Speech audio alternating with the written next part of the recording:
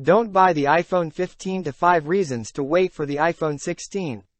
Apple revealed a slate of new products at its recent Wonderlust event, including the new iPhone 15 lineup, Apple Watch Series 9, and Apple Watch Ultra 2. We also got a minor update for the AirPods Pro in the form of a new USB-C charging case to align with the iPhone ditching Lightning.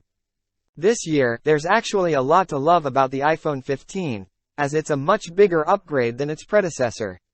We now have the dynamic island across the entire lineup, USB-C charging, a 4.8MP camera, and a beautiful display that reaches double the brightness of the iPhone 14 with 2000 nits. It also packs in the A16 Bionic chip that launched with the iPhone 14 Pro.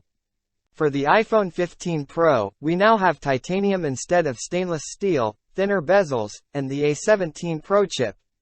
Plus, the mute switch is now an action button.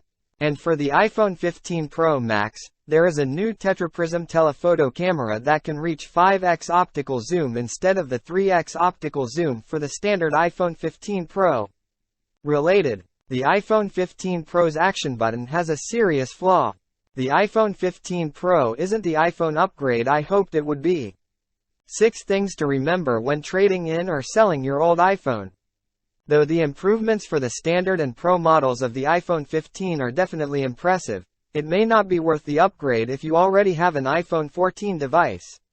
Instead, there are a few reasons why you may want to wait for the iPhone 16 instead.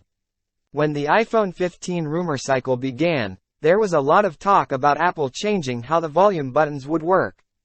Instead of being physical buttons, the rumors seemed to indicate that they would become solid-state buttons instead.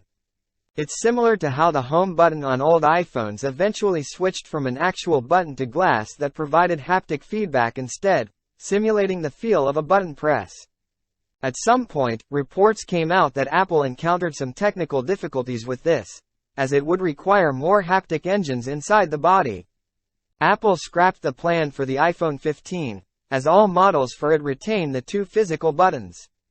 But we did get the action button on the iPhone 15 Pro models. But just because it was cancelled for the iPhone 15 doesn't mean it's forever.